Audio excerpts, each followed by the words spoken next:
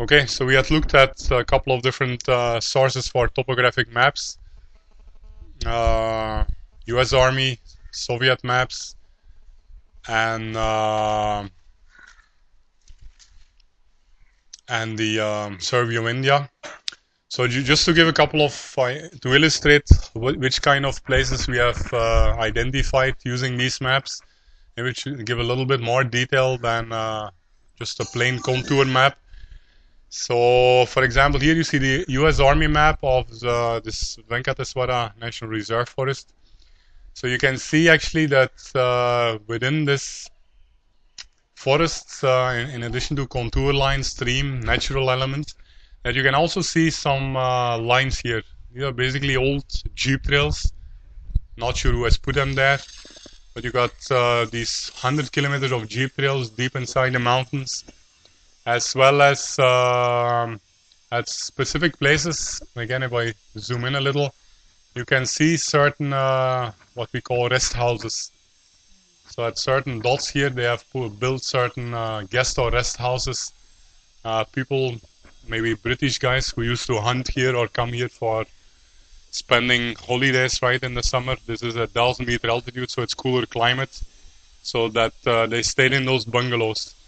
And here, for example, you can see, again, I told you, these maps are like sometimes 70 years old. So some of the human things on this map could be more than a century old. Here, for example, this specific rest house we discovered somewhere deep inside. And you can indeed see, right, that the hill will be there, but anything that is built with human strength might not be there anymore after 100 years. So similar on Russian army maps, we saw that there is some here on the map around Tada, you can see actually that there is a fort indicated there on the ridge, and again a jeep trail that goes up the ridge. So this again we were able to discover during some monsoon trek. My lens is a bit waterish here. You can see those big defense walls.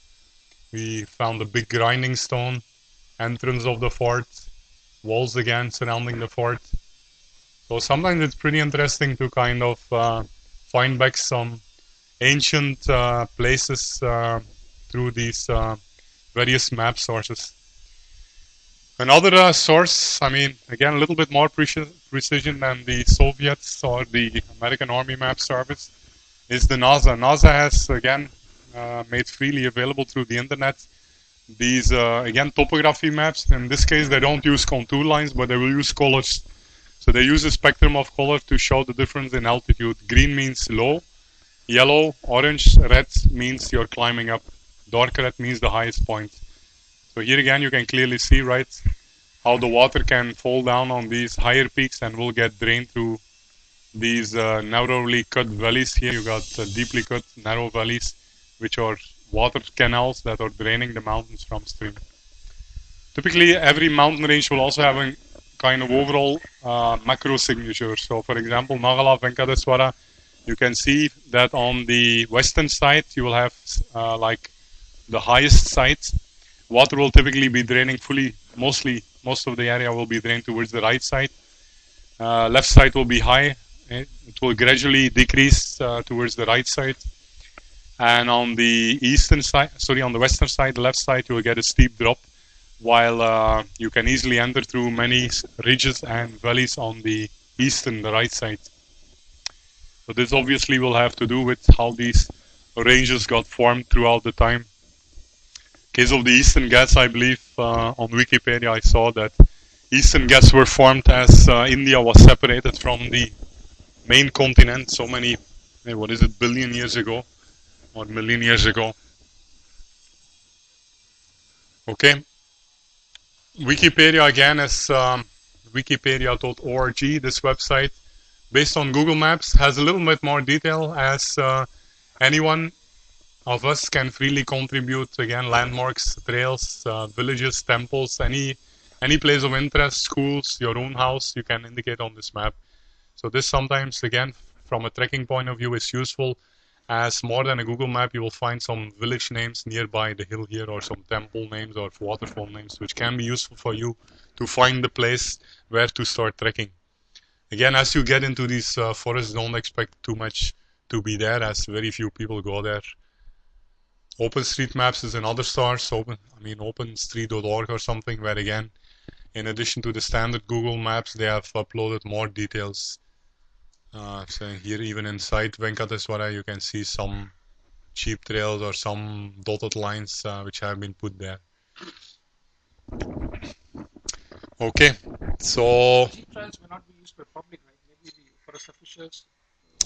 we were also thinking that it's used by the forest officials, but in case of Venkateswara, jeep trails are in such a bad condition. Typically, on top of the mountain, they are perfect. They are still in use, nicely open, not much grass growing on them. But then, if you see where they climb up the hill, going through the hairpin bends, there they have been destroyed over time because water falls down, rocks fall down, and it's impossible to get up there because the access to those jeep trails are destroyed. Eastern Ghats again have the benefit, it's a bit more dry here, that they are better preserved than in places like Ombadigute, where we have discovered jeep trails. But there it's so dense, it's so tropical, so much rainfall that it's almost suddenly the jeep trail will disappear in the jungle, and I'm not able to find it anymore. It's totally absorbed by the monsoons and monsoons, like 100 years of monsoons on top of those places. Okay, so now let's start talking a bit about georeferencing. So I got a lot of maps here, right? I already told you, hey, we can extract at least the trail and the landmarks out of a Google map, so you can download them in the GPS trail, and you will be able to see the same. If I go back to my Google map, I will be able to see here the same lines as shown here. This is exactly what I will get on my GPS screen, which is good because I will see a black triangle here. I'm here somewhere, so I'm a little bit above the saddle. I'm a little bit west, say 500 meters from this peak. So it gives me a good idea where I am, how I want to proceed, movement of direction. But the GPS will just show, like in Google Maps here, blank. There's absolutely, you won't see any of these nice terrain topographic maps because it's not there for India. They don't have it available. So that's why we had to be a little bit creative and start making maps ourselves. So how do we create maps which can be downloaded in a GPS? So let me start with a couple of things. First, let me start with the most common thing, which is like, say you have a paper map or you have a scanned in map or a soft copy of a map, and you want to kind of make it used for a GPS or for even mapping program. So you have this utility called Aussie Explorer here, which is quite a famous mapping program. I typically use it for georeferencing. So in this program, you can load bitmaps, right? Bitmaps which are basically useless because you don't know where the bitmap is. You don't have a clue where is the latitude, longitude. So here you can actually load and now what we call calibrate or georeference this bitmap. So let me, for example, take this. It's a shareware version, so I can only load bitmaps. Let me import a map. Excuse me. Let me load and calibrate a map. Yeah, right. It seems like I can only use BMPs in this trial version. Let me see. Yappa. I might have deleted the BMPs. No problem. Let me just resave a little bit. So let me take. I don't have disposable cups and I don't have much other cups, so we might have to let it cool and then let it cool maybe first and then we'll distribute it to the bottle. Okay, so let me just convert this Soviet map from G format to a BMP so I can load it in Aussie Explorer trial version and georeference it. So let me just save it in GIF.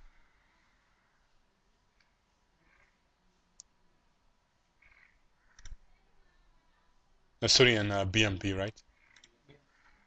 Okay, so I remove those BMP files because they're pretty big. Okay, so file, open and calibrate map. I think I took something else. Load and calibrate, yeah.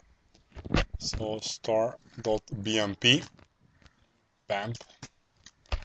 Okay, so I'm loading this bitmap now, right?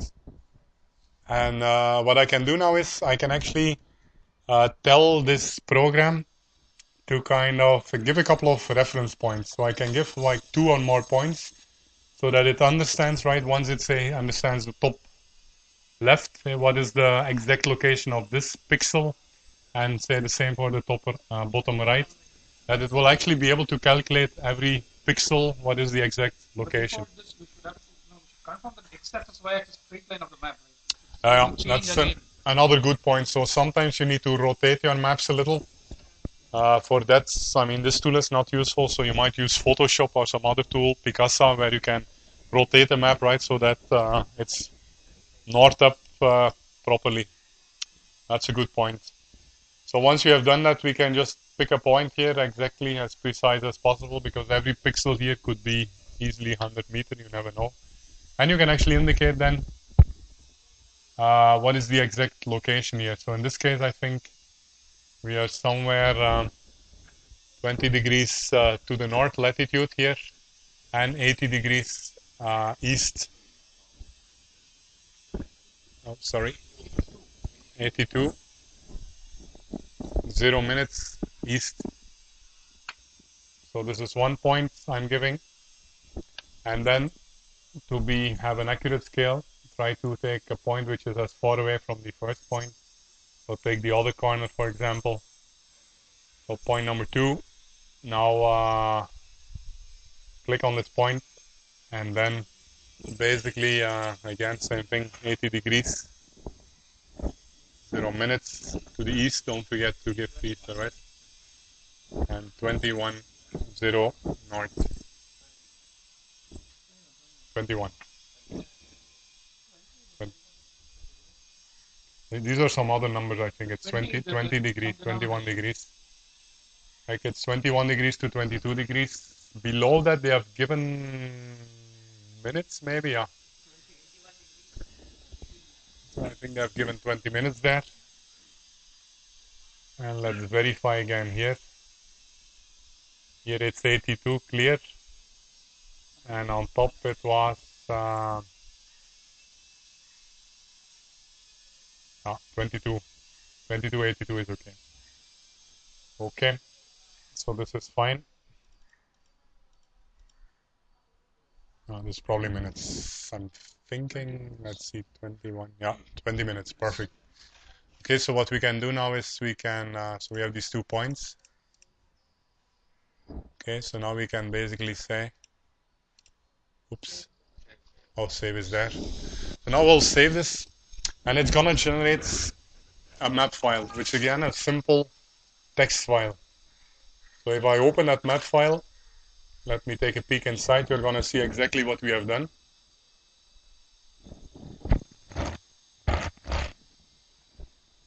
We'll see exactly what we just did in a textual format.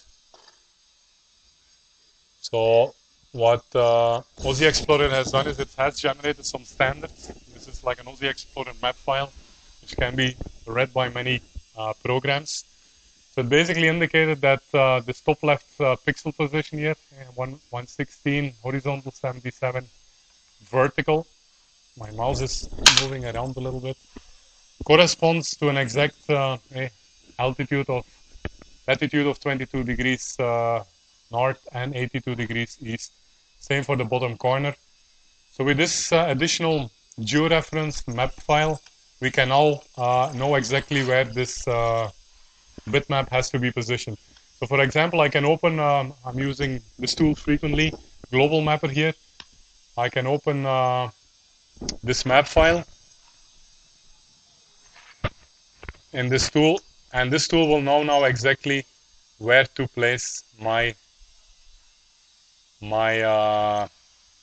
bitmap. I'm just gonna check which one. 4423. 4423, this one.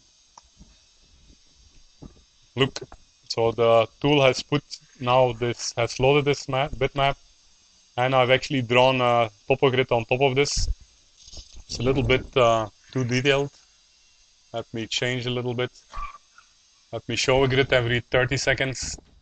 So every 30 seconds, remember, around every 900 meter, I'm putting a grid here. So every grid is 90 by 90. So now, right, the mapping program is able to understand any place in this that I'm pointing at with my mouse. You can see it at the bottom right corner.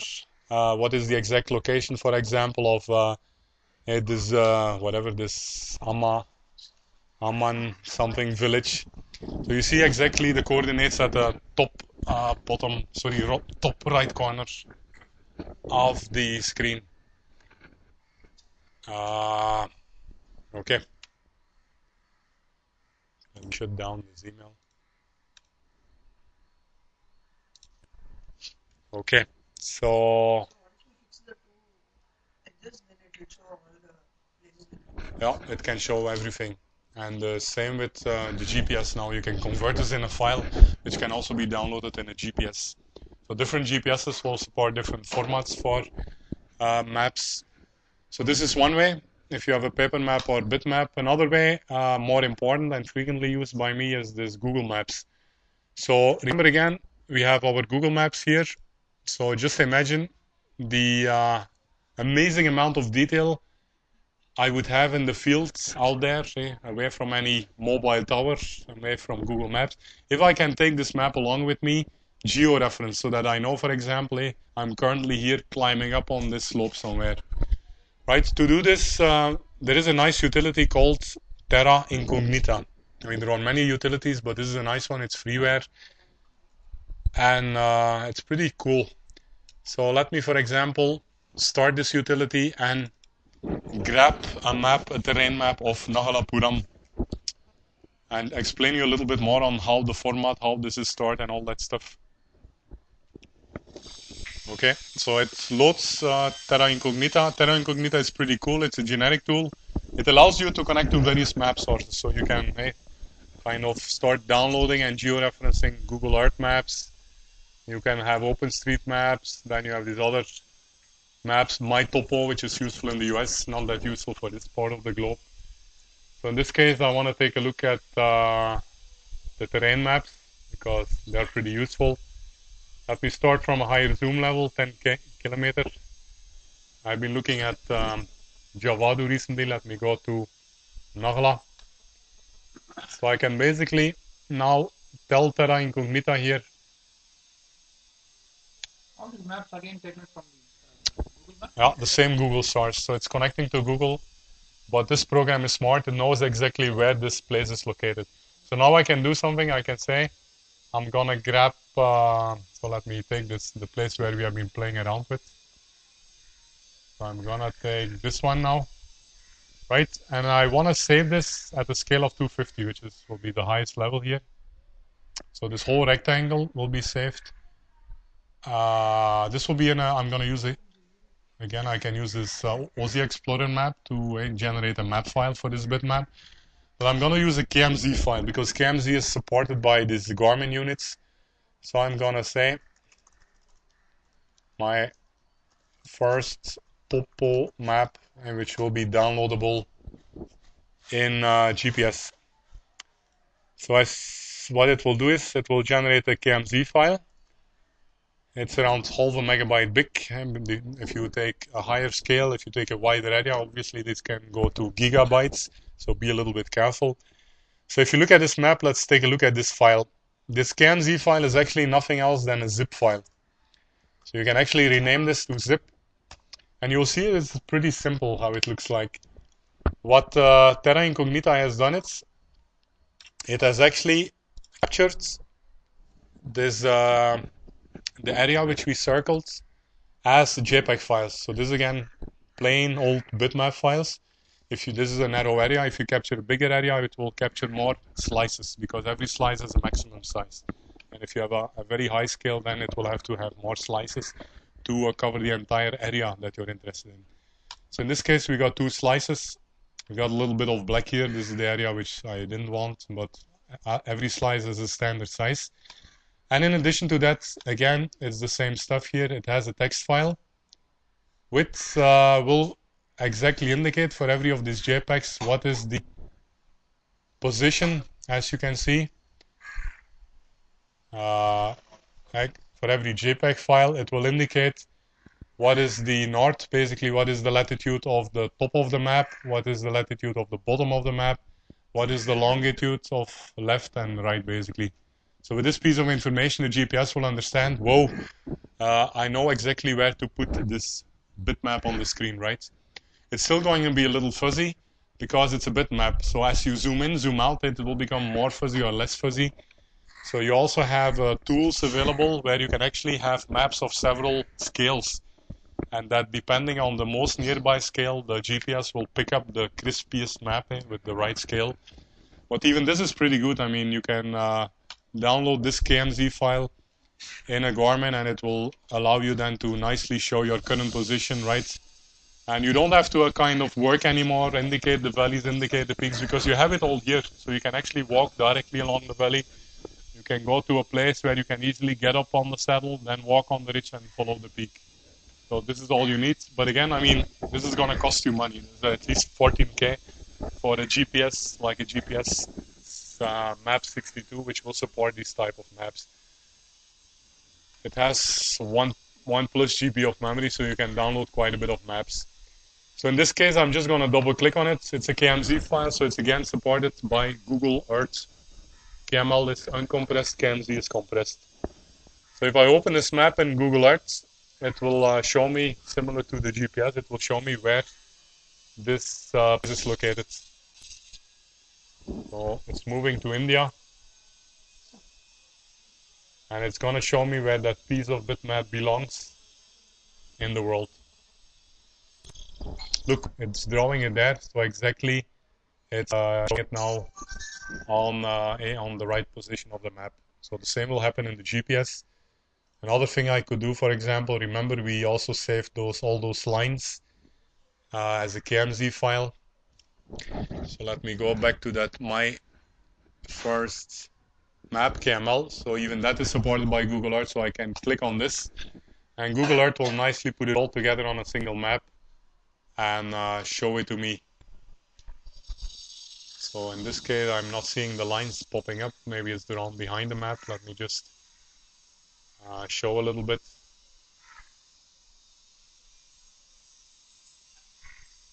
Let me click again here. Oh, second map was the one. This was the invalid one. Click. Voila, there are the lines, right? And with Google, I can nicely overlay any number of details. Voila. So again, I can reconstruct the GPX trails and landmarks as well as the map, which are just a sequence of georeference bitmaps. I can all put it together. Same I can do in programs like this global mapper. Where is my global mapper? Did I close it? I guess I did. So in global mapper also, I use this frequently to overlay maps and trails. So let me, for example, overlay a couple of things here.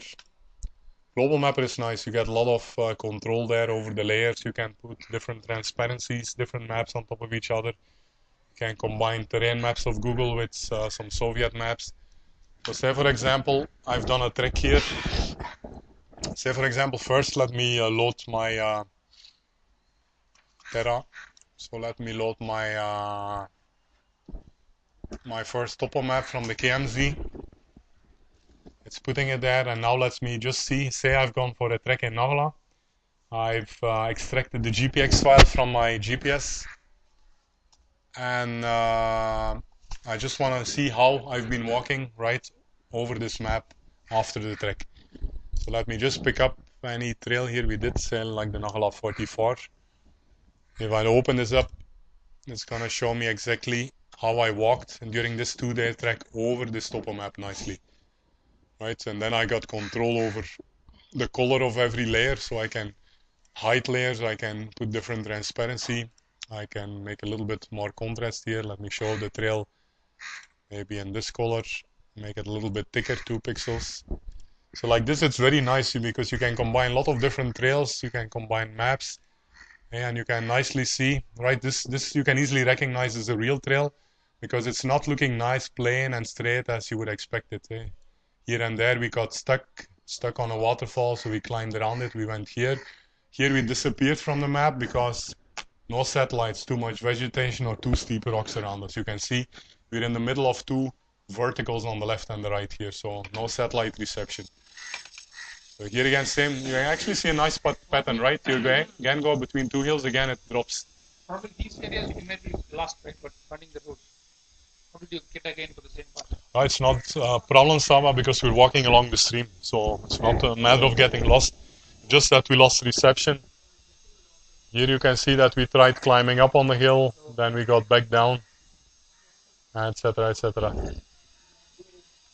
So this is quite interesting. Another nice thing is that here you can really, once you have georeferenced, like say that US, that Soviet map,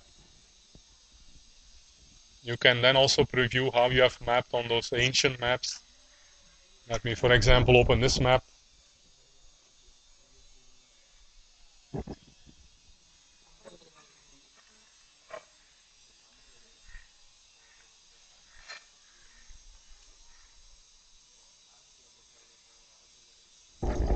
Okay, let me close once again. No. Let me open the US map once. Sorry, the Soviet map. And let's see where this thing, which place is this? And the problem is that we don't have a clue which place it is. But the same thing you can do here. Basically, you can preview the trails that you walked along. You can show it on these old maps, right? And see whether you missed any interesting locations nearby. So it's very nice to start playing around with data from your GPS, with maps, different sources of maps, put everything on top. So that makes it very interesting.